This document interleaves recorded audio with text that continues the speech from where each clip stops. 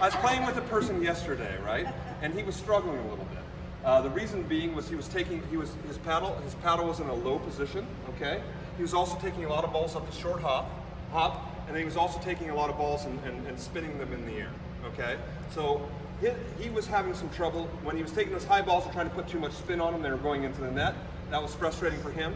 When he was short hopping, there were some inconsistencies that were happening there. This is a top level player in Bellingham, okay? So what I suggested to him, I said, let's do one of my favorite things to do in pickleball, okay? And I say a lot about a lot of my drills, and it was called the strip drill. And I know we've talked about the strip drill with you guys here before, but I think what this drill does is it takes care of everything in your game and actually adds a level of strategy to your game that you can not only use as a drill, but you can also use in a tournament or in your normal play. Okay, so follow me over here, John. Class as well. So the goal is, do you mind standing there, Ken? The goal is, and then Deb, can I get a couple people across the net to be my opponents? Okay. So the goal is, I call it the one foot strip drill. Okay. The goal of this drill is 100% of their balls. 100% of their balls are supposed to land in this 1 foot strip over here. Okay. When I say 1 foot strip, that's your intention. Execution's a whole other thing. I can tell you that my intention when I played those 2 games yesterday with the 1 foot strip drill, my intention with every shot where I could put it there was to put that ball there. Okay? Did it land? 100% of those balls land there? No. But as I do this drill more and more, guess what? More and more, a higher percentage of my balls do land in that 1 foot strip. So why am I choosing this 1 foot strip here? Anyone realize why it's right here and not on the other side?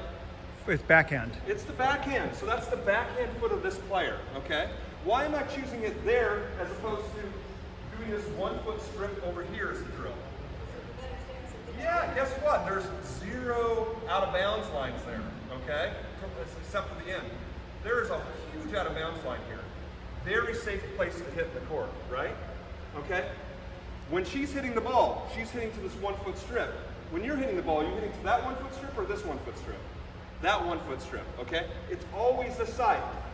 If I'm looking at that side, I'm hitting that one foot strip, okay?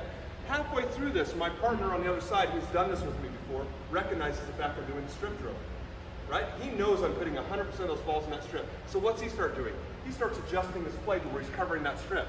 What's that require me to do? Move to the outside. What? It requires me to be better. Because I'm hitting 100% of my balls in that strip no matter what. Okay, so that person was moving in. He was coming across knowing I'm targeting here. He's a smart player. He was coming in here, and he'd take one high and then shovel it right into the player right there, okay? That's tough for that player on the other side to basically defend that ball. Boom. But guess what? What other attack does he have when we're hitting that 1 foot strip? Right here. Where can you attack? You can attack center. Can I attack hard that way? No, it's going to go out. Boom. What if I attack hard this way? Boom. It's going to go out. I can only attack hard this way because I've got the depth of the court. Okay? That's another disadvantage of hitting to the side. What are my attacks here? Boom, hard. Boom, hard. Boom, pretty hard, right? I've got 1, 2, 3 levels of attack. Right here, 1 level of attack. So guess what? He did a few of those right into my partner. And then guess what I told my partner to do? What was one of the things he was struggling with? Paddle readiness. I go, hey, when he leans over like that, don't be standing there like this going, what's he going to do? Stand there like this, stand there like this. Get ready to pounce that ball. And guess what? He was flipping balls and we were just spanking him. Okay, so that attack went away. All right? So then at the same time, we're just bombing balls right at this person's backhand foot.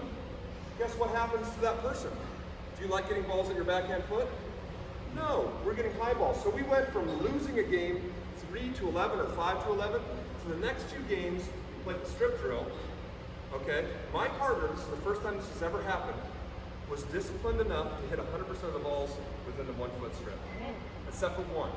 So like in the 4th point, he had a put away, you put it away over there. And I looked at him, I go, what's going on? He goes, I had a put away, I just put it. I go, that's not the strip drill. He goes, okay, I got it. Okay, so even our put aways were in the strip. And then guess what? We ended up winning that next game 11-5. The next game after that, 11-3. Next game after that, 11-5 or 11-6. okay? The whole time they knew what we were doing, and we were just doing the strip drill, all right? When we were over here, we got to make a save. What do? Do we put it line? No, we put it center in the strip. That's a great choice anyhow. This is how I learned how to do that. I started doing the strip drill, and then I realized, oh my gosh, every time I hit the ball here when I'm over here, I've got this gap open. If I do this, my partner's there to help me. I move over and cover, okay? After doing the strip drill for 2 consecutive sessions, this is about a month and a half ago, no, about 6 months ago, I started playing a game. I did 100% strip for 2 rec sessions. I started playing a game after that. I got into the game, I'm like, oh my gosh, why does the game seem easier? Why does the game seem smaller? Why is my shot execution just feel like I'm just right on the money? I go, what have I been doing for the last, and then I realized, oh my gosh, I've been playing this strip drill for 2 consecutive sessions in a row, okay? Now, if you want to challenge yourself, move the strip out here, right? That's advanced. So guess what? Someone said, why don't we put a piece of tape down, okay? So this player that I'm playing with was not only practicing one, execution. Well, what else were they practicing? What was he practicing? Execution, which was helping with his short hopping, helping with his spinning, because when you're smashing with a spin, it's hard to smash with a spin, right? And nail that spot. He had to be a little more intentional. He stopped hitting fastballs into the net, okay? He stopped hitting balls out of bounds. How can you hit the ball out of bounds if you're hitting it in the center? Right? We stopped hitting all the balls out of bounds, okay? He stopped short hopping because you can't short hop and control the ball like this. He was starting to take balls a little higher and then placing them right in the center, okay? He took care of everything, okay? So his execution went up. But what else did that require, that strip drill? What did that require of him? That he hit 100% of his balls, except for that one that I scolded him for. 100% of his balls in that strip, what did that require? Focus. What's that? Focus. Focus, discipline, intention, okay? And that's what a lot of us are missing in pickleball, okay? The higher and higher you get into the game, the more and more your focus, discipline, and intention needs to go up. Okay, with focus, discipline, and intention follows execution. So strip drill, 100% of this ball, 100% of your balls land in the strip, all right?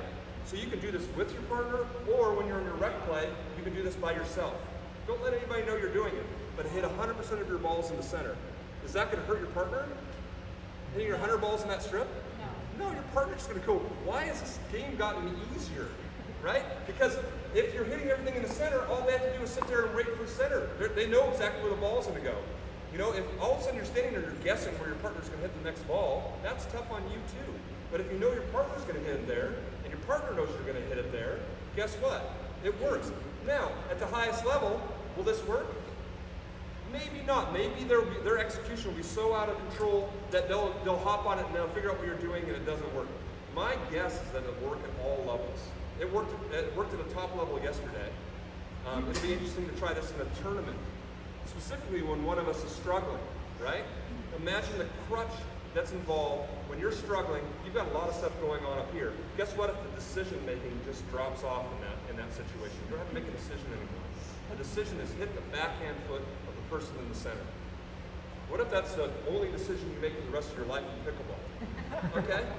That's funny, but let's make that 90% of our decisions, right? And then let the 10% be the creativity, all right? So if you're shooting 90% in the center, you're already getting an A grade. Let's just stay with A-, feel good about that, and use the rest of it for fun, okay? But strip drill, okay? And then next week I'm gonna have you guys report in on that strip drill, okay? So where's their strip? So their strip, so our strip is here, backhand foot, okay? So the even service court, the backhand foot, think about this coming up, boom, okay? Theirs is over there, the zero serving court, the first serving court on the left-hand side. We're targeting the backhand of this player across. They're both left-handed. But this is my forehand, so would you hit And that's interesting. Okay, very good, John. So she's left-handed. Okay. So her let's see. That's gonna be your forehand. Are you left-handed? They're both left-handed. Okay, that's interesting. Thank you guys for making it very confusing. So this is a wonderful opportunity when you get these left-handers, right, to change to the other side. Okay, that requires another level of discipline. That's probably above and beyond the scope of this drill. But when I get the opportunity to play against a left-hander and a right-hander and they happen to be stacked, my strips are the outside edge, okay? That's dangerous. There's a lot out of bounds going on over there, but I'm doing that in rec play. I probably wouldn't do that in tournament play, okay? Because my goal is to stay in the center and stay away from those out of bounds lines. Okay, drop off those mistakes. Good question. All right. One more thing about the strip. The strip is not just a vertical line or a line running down the side of the court. There's also another component to that, and that's the feet. Okay?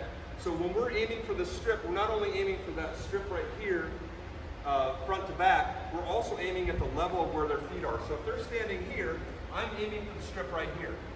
Okay? If they're here, I'm aiming for the strip right here. This takes care of almost everything you need to do in this sport, and the execution will follow. So once again, that'll be keeping the ball low. So if Ken is standing there, right, and he wants to hit here, what does he do? Does he hit hard? He hits soft. He drops it soft, okay? So my goal the entire time is to get the ball to bounce on the floor at their feet level. That does not include this space right here, right? So if Ken's hitting hard here, what am I gonna do? I'm gonna reflect that and put it right into the other player. That's hard to react to.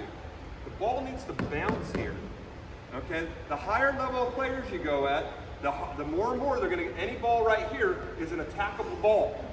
Right, this is a ball I can put top spin on and loop it right back. I can throw it right back into space. If it lands right here, guess what I'm doing? I'm either taking a short hop, I'm taking a volley dink, or I'm stepping back and taking the ball off after it's bounced. Okay, each one of those benefit Ken. No one benefits when Ken attacks here hard. So let's think about the strip as not only being this, but also it's moving with the feet, okay? Backhand, service court, this player over here, same thing over there.